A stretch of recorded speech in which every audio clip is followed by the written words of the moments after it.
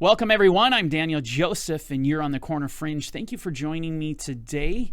We're currently looking at the four horsemen of the apocalypse. We are in week 5. And for those of you who have been following us, you know early on that in this series, I made a pretty radical proposal suggesting that this coronavirus that has virtually engulfed the world is in fact the rider on the white horse. This would mean that the seals in the book of Revelation, chapter 6, have officially been opened.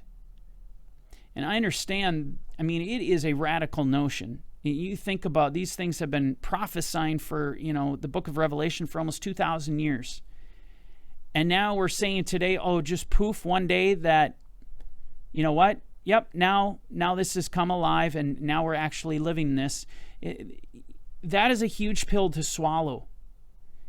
And so I recognize the gravity of this statement. But when you look at the white horse, when you look that this spirit of Antichrist was to go out conquering and to conquer, and what he has is a crown.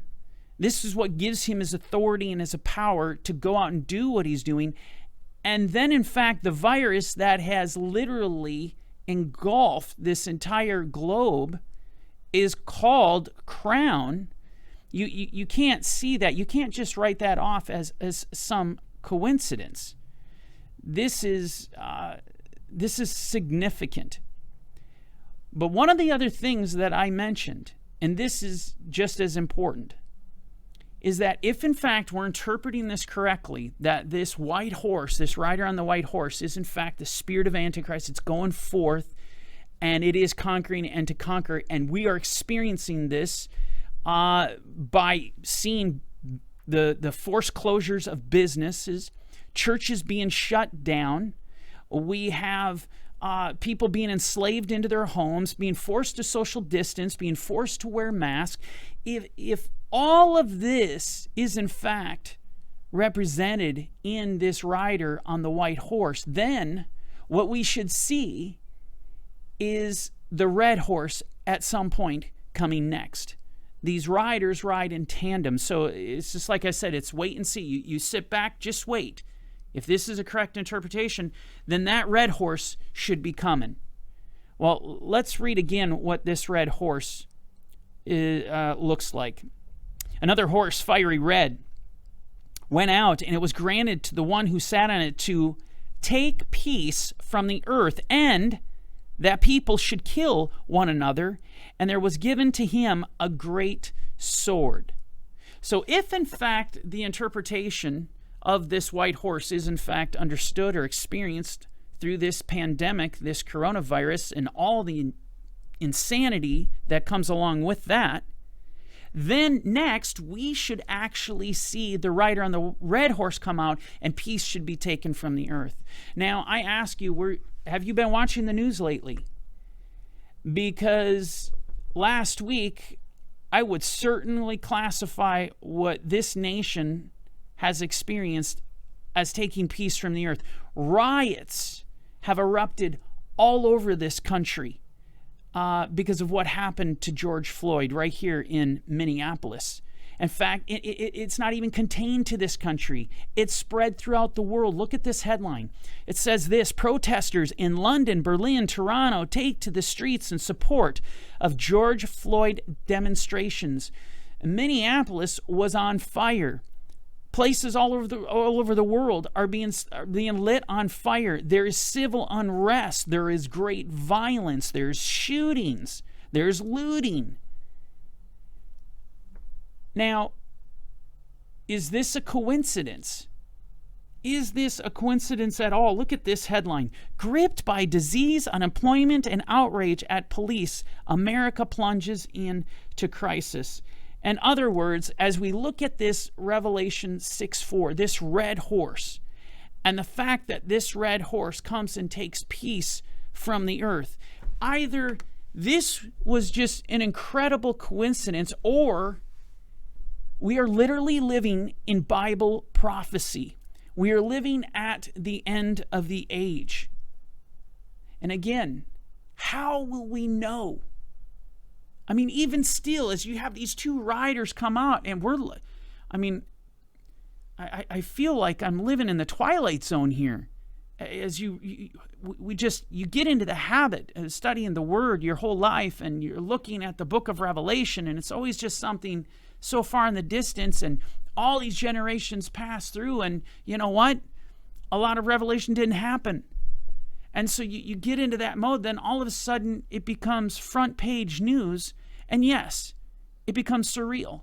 It becomes a hard pill to swallow. But if in fact the rider on the white horse, the spirit of Antichrist, has gone out and is implementing his authority, and if in fact this red horse has been released and has begun to ride, and we already see peace is starting to be taken from the earth, if in fact we're interpreting the signs correctly, we'll just sit back and wait. Because the next thing that should happen is the rider on the black horse should come forth, and there should be an economic collapse. And then we know the pale horse will come, and there should be famines all over the place. So just sit tight and wait and see if this stuff's coming out, if this stuff is going to happen. And then the more we look at this, I'm telling you guys, I don't know how else to put greater emphasis on the reality. We are living at the end of the age. Yeshua is coming very, very soon. And that has to be the focus for us.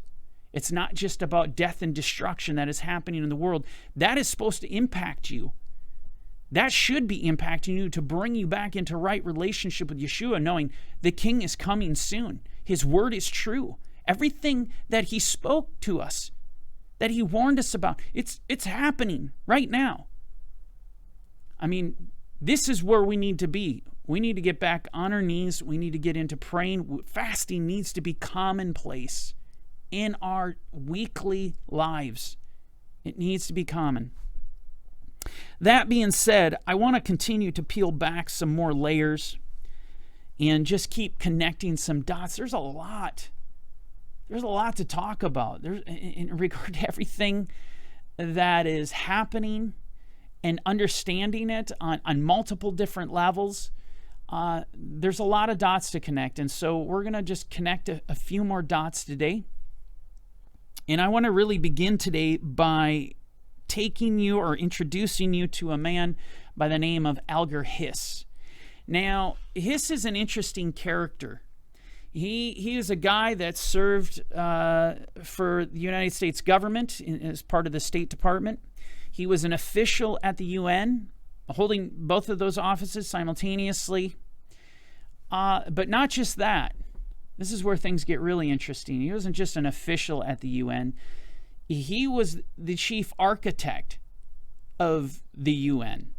When you think of the UN and its charter, its focus, its goals, how it's written, he's one of the chief architects. It gets even more interesting when you recognize that, Alger Hiss is good friends with Dr. Brock Chisholm. Alger Hiss actually championed him and encouraged him to come and take his helm as the head of the World Health Organization.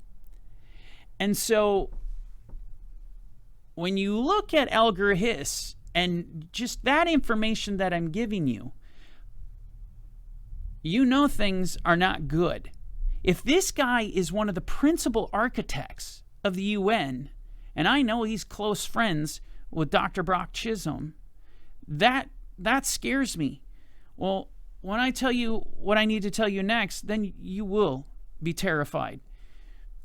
Alger Hiss was a communist. He was outed as a known communist. He spent time in prison because of it. And so here you have Brock Chisholm, the first director general of the World Health Organization. You have Alger Hiss, one of the principal architects of the UN, being known and outed as a total staunch communist. What does this tell you about the UN? What does it tell you about the World Health Organization? This whole thing. It tells you this is a communistic agenda to bring in a new order. a one world government. That's what this is.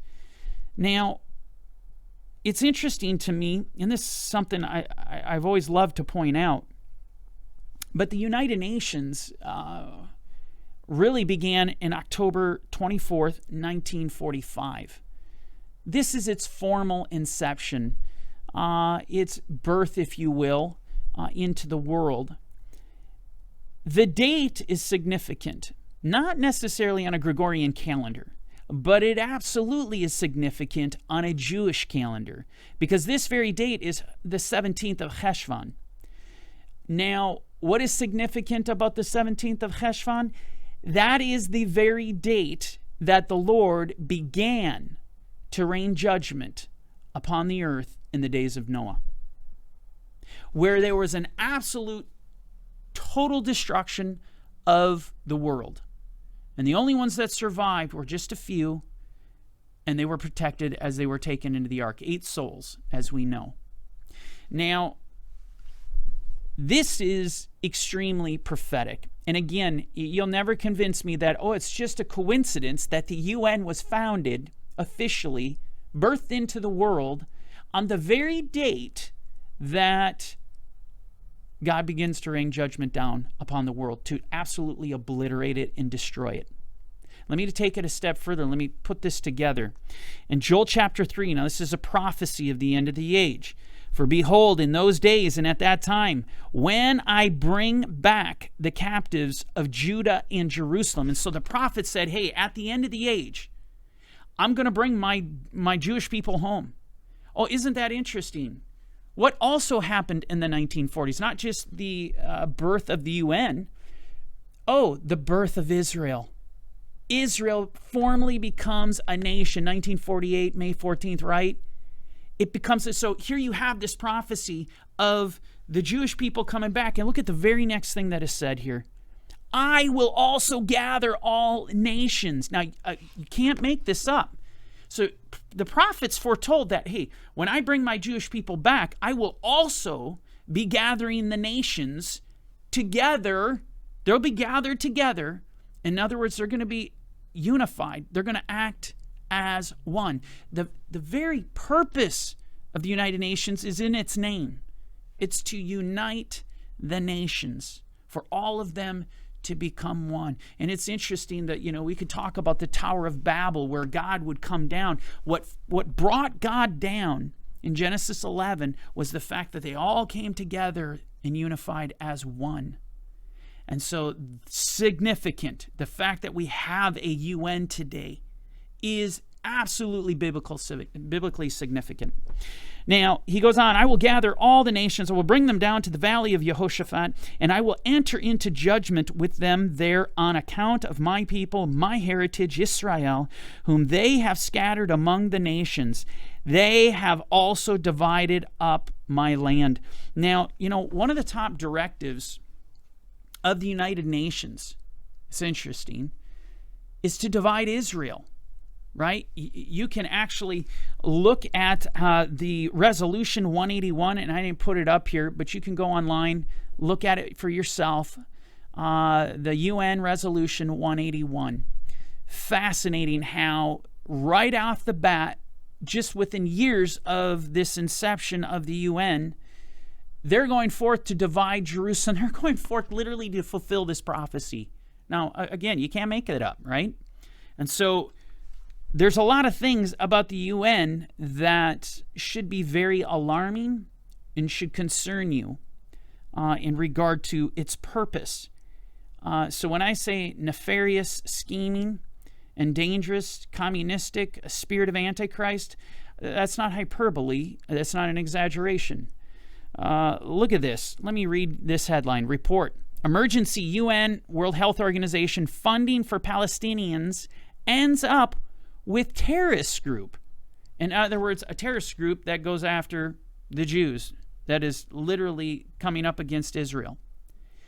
And so one thing you'll notice is, and I could show you many other headlines, I'm not going to, the UN is no friend of Israel. Now, this is biblically prophetic, and this unfortunately is the way it has to be, because God's going to bring them into judgment. this is the deal. When you see the enemies come against Israel, they're always judged. You want to come and fight against Israel? It's not going to end well for you. Even if God wants to bring judgment on his own people, there's not going to be anything left to you. And so, very terrifying. The nature and the relationship of the UN with Israel is absolutely significant. And so again, spirit of Antichrist leading the charge on this. Look at this headline. The U.S. to UN, stop using COVID-19 as an excuse to push abortion. Now, this is one thing I've already mentioned. This is what the UN does. It's known, and through the arm of the World Health Organization, does it very, very efficiently. I want to take you and show you some commentary. We're going to build on this.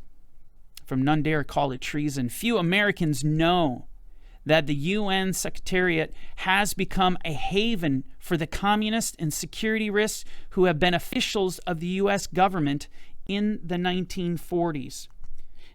In 1952, Senate Internal Security Subcommittee spent 2 months studying the activities of U.S. citizens employed by the UN, its report stated.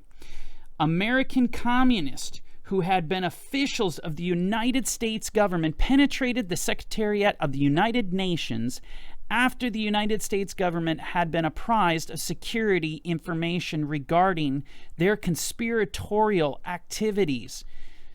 In all, 21 Americans employed in key UN administrative posts took the Fifth Amendment during the CIS hearings when asked about their participation in the communist conspiracy.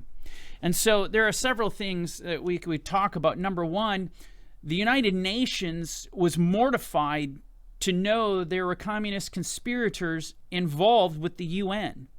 And there's something to understand here is that while the inception of the UN and its, principal architect was absolutely a communist with obviously an agenda, not everyone in the UN is or is under that understanding. It is very, very sophisticated art of war. And so there are many people that are terrified that this is happening, but take it a step further.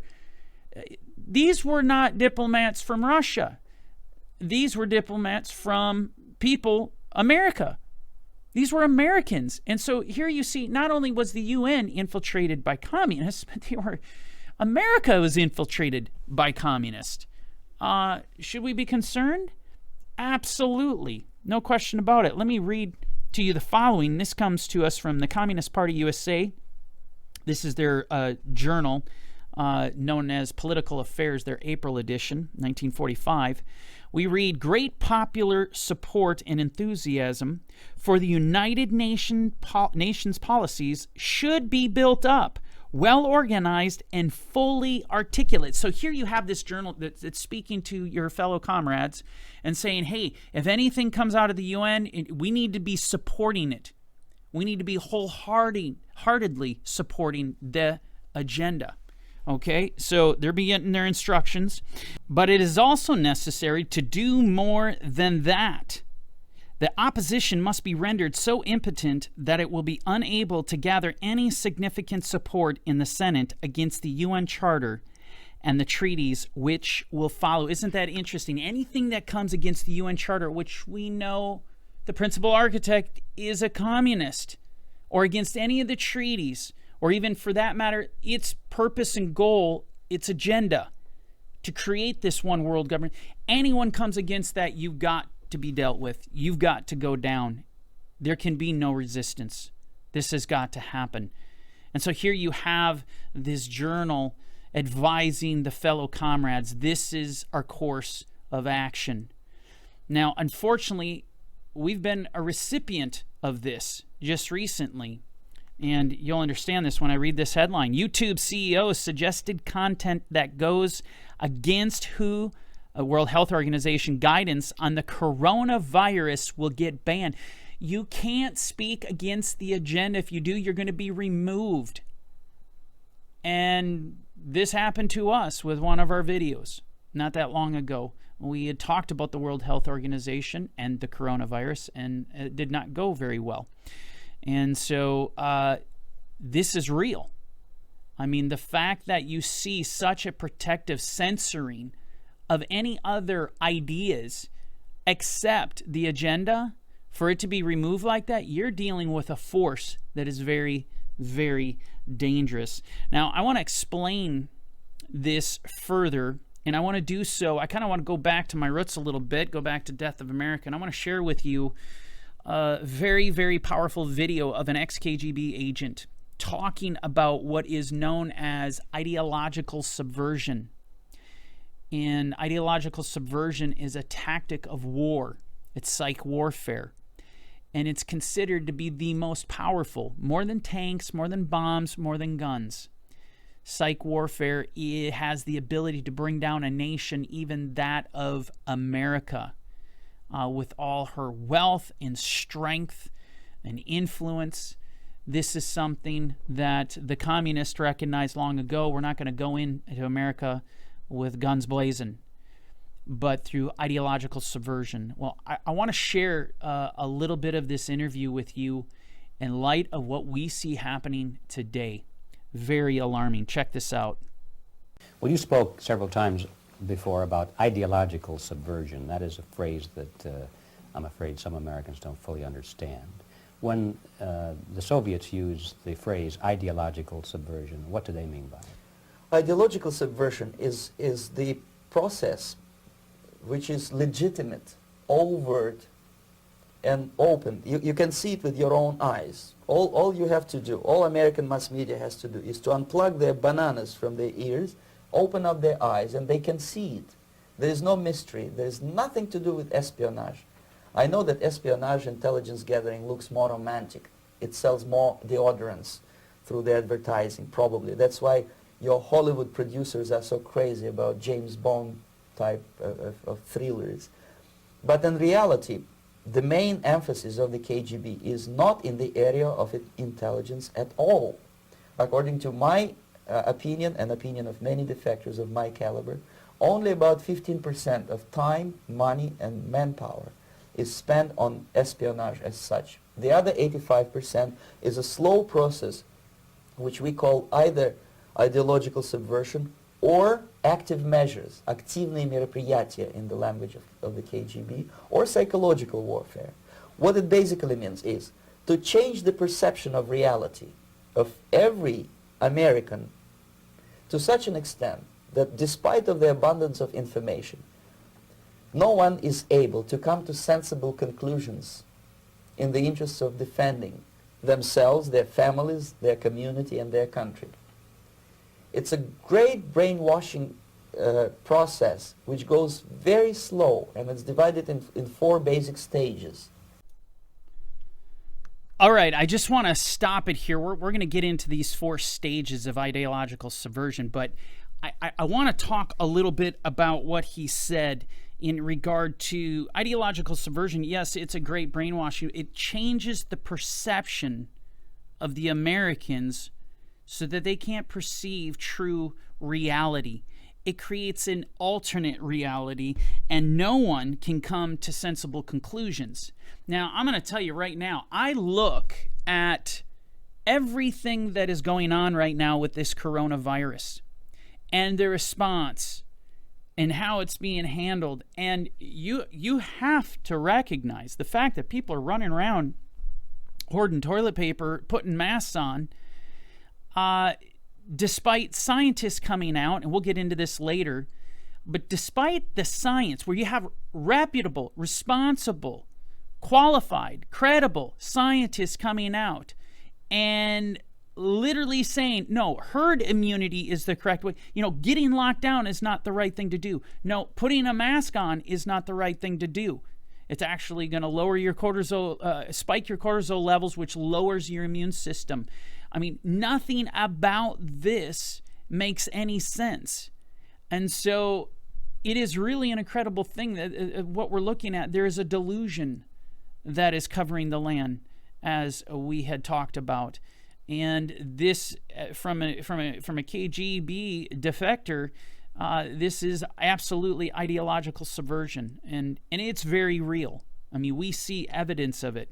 Now, continuing on to getting into the 4 stages of this ideological subversion, we listen to the following.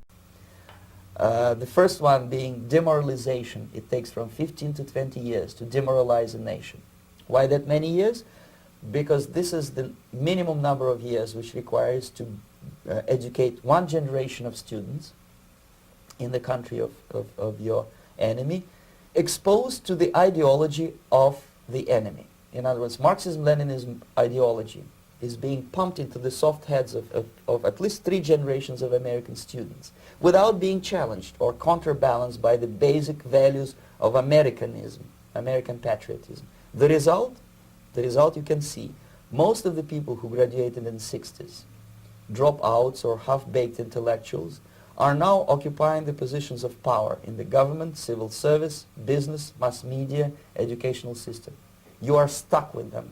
You cannot get rid of them. They are contaminated. They are programmed to think and react to certain stimuli in a certain pattern.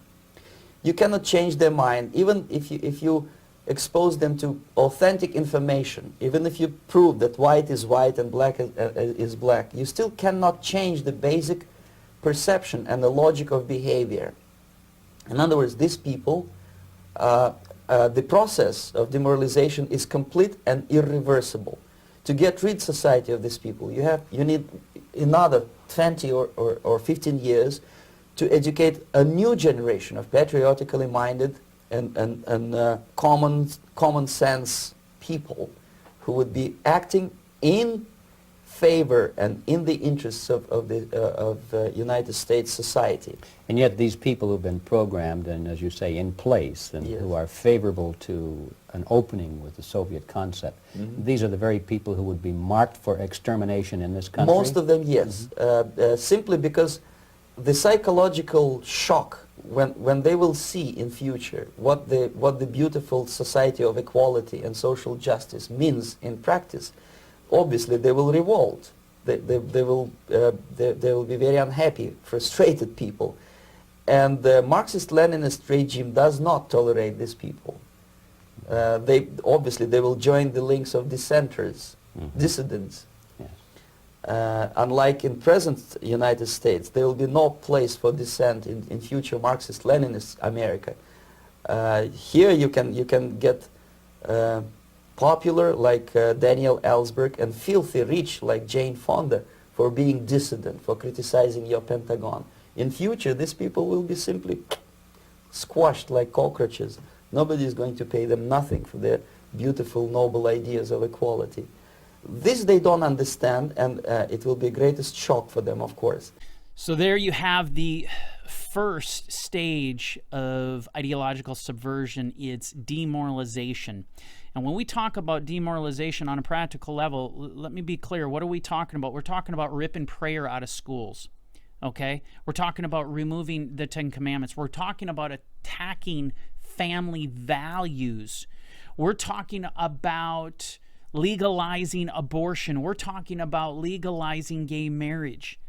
This is all in the realm of demoralization.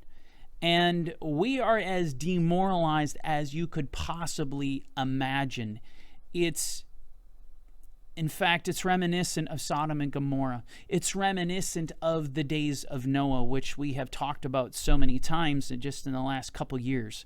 This is the level that we are at. Now, he says something else about this process, and it's one thing that I want to make sure that you pick up on. And so we're going to continue. This is what he says. The demoralization process in the United States is basically completed already. For the last 25 years. Actually, it's overfulfilled because demoralization now reaches such areas where previously not even Comrade Andropov and all his experts would even dream of such a tremendous success. Most of it is done by Americans to Americans, thanks to lack of moral standards. As I mentioned before, exposure to true information does not matter anymore. A person who was demoralized is unable to assess true information. The facts tell nothing to him. Even if I shower him with information, with authentic proof, with documents, with pictures, even if I take him by force to the Soviet Union and show him concentration camp, he will refuse to believe it until he is going to receive a kick in his fat bottom. When a military boot crashes then he will understand, but not before that. That's the tragic of the situation of demoralization. And so one thing that I wanted you to really pick up on was what he said is how this is happening, or how this happens in America. It's by Americans doing it to Americans. That's what's so disturbing about all of this. And despite everything, like he says, doesn't matter how much truth you shower them with. When we have doctors, as we saw in our last video, or in our last message, part 4, where you have doctors coming out and says the truth doesn't matter anymore. I mean, he feels like he's living in the Twilight Zone. Yeah, that's when you know you're dealing with severe delusion. That's when you know you're dealing with severe ideological subversion. And guess what? This is happening by Americans. This radical left, known as Americans, is doing this to their fellow Americans. This is what's happening. And that's why Khrushchev, the former premier of Russia, Mother Russia, said the United States will eventually fly the communist flag. The American people will hoist it themselves. Now, how did Khrushchev know this? Was he some kind of prophet that he looked into his crystal ball or what have you? Absolutely not. Khrushchev knew this because he knew what Russia was going to do. He knew what the communist agenda was going to do to America and infiltrating America through ideological subversion. That's why he knew Americans would do this to Americans when ideological subversion actually comes to fruition. Now, continuing on to stage 2. The next stage is destabilization. This time, subverter does not care about your ideas and the patterns of your consumption. Whether you eat junk food and get fat and flabby, it doesn't matter anymore. This time, and it takes only from 2 to 5 years to destabilize a nation, what matters is essentials: economy, foreign relations, defense systems. And you can see it quite clearly that in some areas, in such sensitive areas as defense and economy, the influence of Marxist-Leninist ideas in the United States is absolutely fantastic. I could never believe it 14 years ago when I landed in this part of the world that the process will go that fast. And so you can look, well, I mean, just in the last couple of years, there's been an attempt to dramatically change where we were at. But when you looked at our economy, we had been, and this goes back to whether Clinton and Obama, and looking at what we were doing economically of literally moving our jobs and businesses to other countries and employing workers over there. This would be all about destabilization of an economy, weakening it, and strengthening other people's economy in the process. Defense, this has been going on quite a bit prior to this last administration. Weakening defense systems. We could talk about foreign relations. I don't want to get into that. I just want you to kind of focus in on this ideological subversion, because as we get into the next one, I think it's going to be a little jarring. The next stage, of course, is crisis. It may take only up to 6 weeks to bring a country to the verge of crisis. You can see it in Central America now. How frightening is that? And he says, crisis. Now you got to understand, this is the pivotal moment in time for ideological subversion. This is when the takeover happens. It comes through crisis, which doesn't take too long. Now, the crisis itself can last a significant period of time, but to initiate it, he says it could take weeks. Well, look at this pandemic that we are dealing with. Our nation has been brought to its knees through this crisis. There's absolutely no question about it. And you have to understand how close we are to fulfilling what this ex-KGB agent would call ideological subversion. where there's a complete takeover, where your government, your constitution, your rights, your liberties are going to be completely usurped. This is how close we are, because this is the moment. It's at that crisis moment that it absolutely happens. And then we move to stage 4, which is normalization. After crisis, with a violent change of power, structure, and economy, you have so-called the period of normalization. It may last indefinitely. Normalization is a cynical expression borrowed from Soviet propaganda. When the Soviet tanks moved into Czechoslovakia in '68, Comrade Brezhnev said, "Now the situation in brotherly Czechoslovakia is normalized." This is what will happen in the United States if you allow all these schmucks to bring the country to crisis, to promise people all kind of goodies and the paradise on earth, to destabilize your economy, to eliminate the principle of free market competition, and to put a big brother government in Washington, D.C., with benevolent dictators like Walter Mondale, who will promise lots of things, never mind whether the promises are fulfillable or not. He will go to Moscow to kiss the bottoms of new generation of Soviet assassins, never mind. He will create false illusions that the situation is under control. Situation is not under control. Situation is disgustingly out of control. Most of the American politicians, media, and educational system trains another generation of people who think they are living at a peacetime. False. United States is in a state of war, undeclared total war against the basic principles and the foundations of this system. And the initiator of this war is not Comrade Andropov, of course. It's the system. However ridiculous it may sound, the world communist system or the world communist conspiracy, whether I scare some people or not, I don't give a hoot. If you are not scared by now, nothing can scare you. Well, there you have the final stage, normalization. Now, one thing that he said, he goes, you will enter into the stage of normalization, which let's be clear on this. The crisis period during that time, there's a radical takeover. The normalization is when this eventually, things settle down. And as it says, things are now normalized and you're completely transformed in entire society to live in a completely another manner and to accept that. It's completely taken over. And the one thing that he said is, he goes, if you allow the schmucks to bring the country to crisis, you will move into stage 4 and it will be normalized if you allow this to happen. And what I am telling you right now, we are allowing this to happen. That, as he says, the schmucks are bringing the country to crisis. First and foremost through this pandemic. That's absolutely insane. And then, of course, you compound it with all the rioting and the violence that is taking place. Then you enter into the stage 4 of normalization. I want to share with you some headlines because it's really mind-blowing when you see this. The first headline is this: reopening in the COVID era.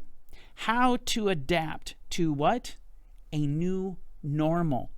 Unreal. Canada unlikely to return to normal until there is a COVID-19 vaccine. So you're not going to enter into the normalization until everyone is, in fact, vaccinated. Courts won't return to normal until vaccine is readily available. Another headline, Vanderland, life won't return to normal until vaccine. We could go on and on looking at these terms of the new normal or normalization or return to normal. It's everywhere in the headlines. And so what I'm telling you, on a physical, tangible level, we're in the moment of crisis right now. This is as real as it gets. And we are going to be brought to normalization if, and I'll tell you, if we don't repent. If we don't start fasting and praying, we don't bind together, we don't humble ourselves as a nation before God, this is what's going to happen. And as far as I can tell, when you look at much of the current government, they're still relishing in demoralization. They're still relishing and pushing destabilization. They're still driving this nation into crisis. It's heartbreaking to see what this country is going through right now. I mean, what we are seeing daily, I'm seeing the psych warfare. I mean, this is ideological subversion implementing psych warfare. Look at the mask thing, for example. Do you ever notice? Let me read this to you just quick. Minneapolis face mask requirement goes into effect today. Violations could be punished by fines of up to $1,000. See, this is happening all over the country. You want to talk about going to the extremes. And again, this is not about wearing masks inside or even in a nursing home or in vulnerable situations or in department stores and grocery stores. No, it's not talking about that. It's talking about outside. This is way past out of control. Way past out of control. In fact, look at this. And of course, this is from the Minneapolis mayor. Minneapolis mayor, this headline, you can't make it up, asked rioters to wear face masks and practice social distancing as city burns. You can't make that up. So here's the city burning, and these rioters are rioting. Don't worry about the rioting. Just make sure you're 6 feet apart and make sure you have your mask on. I mean, the psych warfare that is involved, and this shows you just how, I mean, most people look at this and say he's absolutely insane. He is totally out of his mind. While other people would recognize this guy is so committed to an agenda. He is so dedicated that not even during a time of rioting do they let up. Now, I mean, that is insane. But let me share with you what the World Health Organization, and I chose this, so I could have chose many others, but I chose this one intentionally. But this headline reads, WHO guidance, healthy people should wear masks only when taking care of coronavirus patients. See, because again, you know, doctors have come out and flat out said, this is not good for you to wear masks. It is actually going to lower your immune system. And so don't wear them. You know, these are responsible doctors. These are doctors concerned about your health and that actually understand what is happening here when, in fact, you wear masks. And then now even the World Health Organization's coming out and said this is a bad idea. And yet, guess what happens? They're still pushing it. They're pushing the mandate because this is psych warfare. They want you to see masks. They want to make sure that you see everybody's wearing a mask, that there's a horrible problem. And the only way you're ever going to be able to put that mask away is if you go get that wonderful and comforting and life-saving vaccine. And then everything is going to be okay. It's not going to be okay. Now, within this, I'll just read you just small out of this headline here. There's just a little bit more here I want to bring up. If you do not have any respiratory symptoms such as fever, cough, or runny nose, you do not need to wear a mask. Dr. April Baller, a public health specialist for the World Health Organization. Now, I'm not sure that went over well with the World Health Organization that she released this, but be that as it may, here you have it. I mean, if you don't have those issues, you don't have to wear a mask. Now, let me take this even further to show you how far psych warfare is actually going. I want to play you a clip from this Ideological Subversion interview. Same way as in the small town of Hue in South Vietnam, several thousands of Vietnamese were executed in one night when the city was captured by Viet Cong for only 2 days. And American CIA could never figure out how could possibly communists know each individual where he lives, where to get him, and would be arrested in one night, basically in some 4 hours before dawn, put on a van, taken out of the city limits and shot. The answer is very simple. Long before communists occupied the city, there was extensive network of informers, local Vietnamese citizens, who knew absolutely everything about people who are instrumental in public opinion, including barbers and taxi drivers. Everyone who was sympathetic to the United States was executed. Now, in light of what you just heard, and so hopefully you understood that the CIA was baffled at how the communists knew exactly who to go pick up in a van, who would have been a dissenter, because long before they had informants. They used the citizens to inform and to gather the information, and they knew exactly where to go and when to go. Now, with that said, in regard to this coronavirus, you see what's happening. Let me read this headline. As coronavirus grips states, some elected officials encourage Americans to report on each other. And they got these snitch sites set up all over the place, and we talked about this long ago, where you can just call in if someone's not properly social distancing. This is conditioning, getting the citizens in the habit of doing the legwork for them. And then the rest is history. And so you got to understand what we are experiencing today. It's as serious as it gets. We're in stage 3 of ideological subversion. I would argue we're in stage 2 and the four horsemen of the apocalypse. I mean, this is end of the world type of stuff. I want to go back and I want to read another horse, fiery red. This horse is fiery red. This is the second horseman of the apocalypse, and he is fiery red. And I've always just found it peculiar, interesting, that in Soviet propaganda, one of their propaganda pieces that they utilized was a red horse. Now you think about this, and you think about the Soviet Union, and here's an actual picture of it, where you have the Soviet Union's idea, communism, not even just the Soviet Union, it's spread all over the world, China, North Korea, etc.